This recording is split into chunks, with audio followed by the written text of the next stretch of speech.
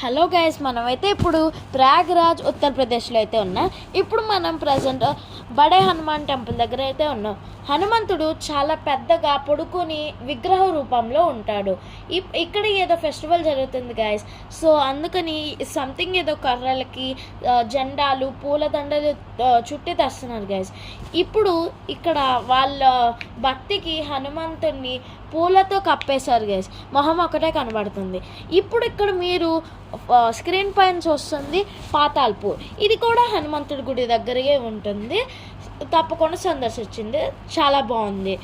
ఇక్కడ మీరు ఎక్కడా చూడని ఎన్నో విగ్రహాలు అయితే మీకు చాలా కనిపిస్తాయి.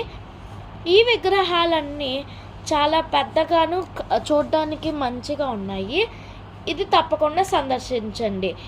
ఈ పాతాల్పూర్ దగ్గరే మీకు అక్షయ్ వట్ కూడా కనబడుతుంది. దాని గురించి చెప్తాను.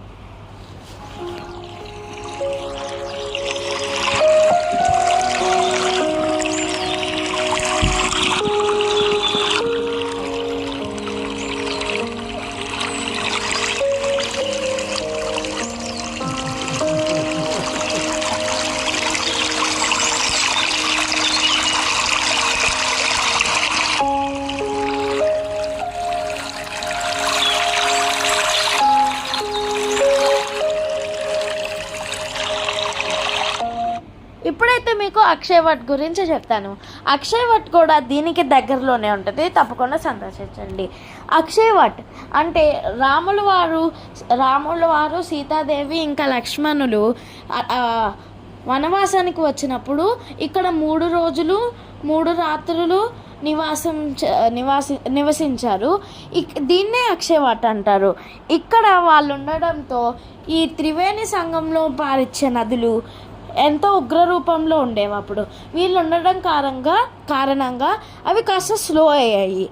ఈ ప్లేస్ని మీరు ఉత్తరప్రదేశ్ ప్రయాగ్రాజ్ వస్తే ఇది కన్ఫర్మ్ అయితే చూడండి. ఇది చూడాల్సిన ప్లేస్. ఇక్కడ చాలా బాగుంటుంది. అక్కడ మీకు స్క్రీన్లో చూస్తున్నట్టుగా రాముడు సీతాదేవి లక్ష్మణులు కనిపిస్తారు. దర్శించుకోండి. ఇప్పుడు మీకు స్క్రీన్ పైన బడే హనుమాన్జీ విగ్రహాన్ని చూపిస్తున్నాను. దర్శించుకోండి. మీరు పాతాల్పూర్లో అలాంటి విగ్రహాలు చూస్తే కామెంట్ చేయండి. Like and subscribe.